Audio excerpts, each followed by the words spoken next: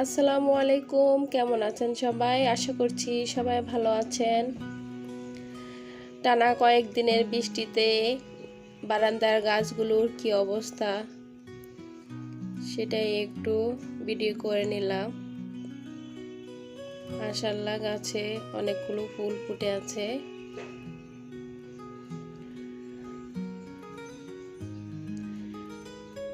যে সাথে একটা বোম্বাই মরিচ গাছ, গাছটা মাশাআল্লাহ অনেক সুন্দর। কিন্তু মরিচ গাছের জন্য অতিরিক্ত পানি কখনোই ভালো না। টানা কয়েকদিনের বৃষ্টি চলতেছে।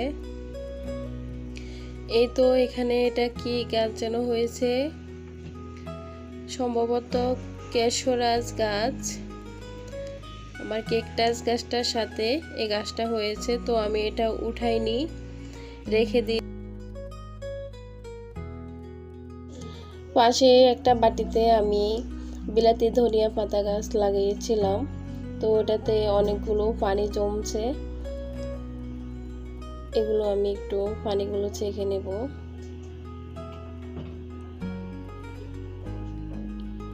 মাত্র 3 দিন হলো গাছগুলো আমি এখানে লাগিয়েছি। দেখুন পাতা গজিয়ে গেছে।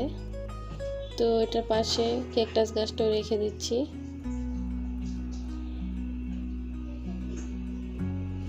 এই তো টাইম ফুল গাছের সাথে একটা পুঁই শাক গাছ হয়েছে, তো এটা আমি উঠাই ফেলে দেইনি, এখনো রেখে দিয়েছি। তো এই তো পাশে নয়নতারা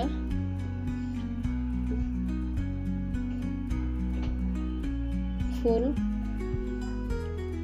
নয়নতারা ফুল গাছটা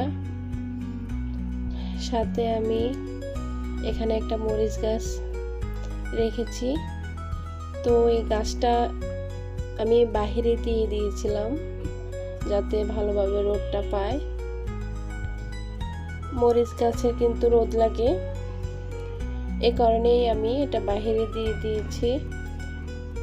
এখানে টাইম ফুল গাছগুলো আছে।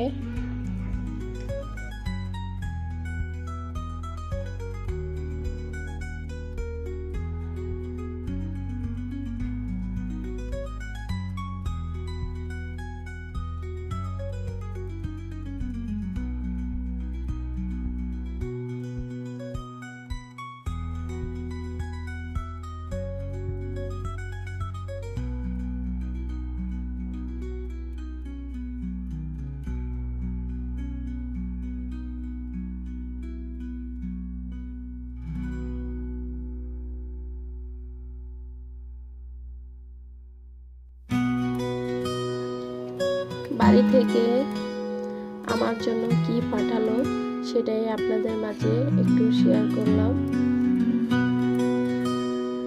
লেবু, সাথে আমরা,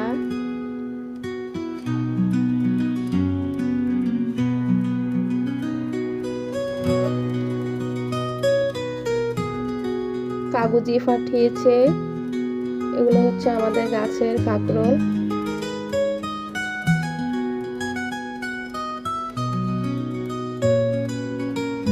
যে কাগজি লেবু,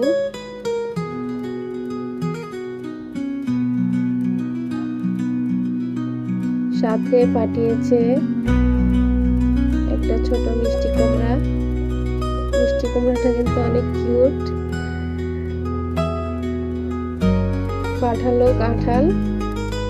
এই কাঁঠালটা আমাদের গাছে নতুন ধরেছে, একটাই কাঁঠাল ধরেছে, সেখান থেকে আম্মু আমার জন্য একটু পাঠাইলো।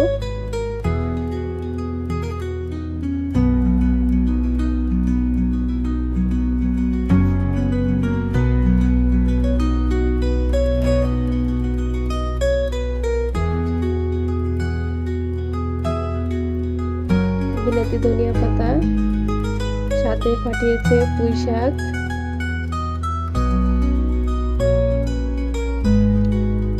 তো ভিডিওটি ভালো লাগলে একটা লাইক করে দিবেন। আজ এই পর্যন্তই, সবাই ভালো থাকুন। আল্লাহ হাফেজ।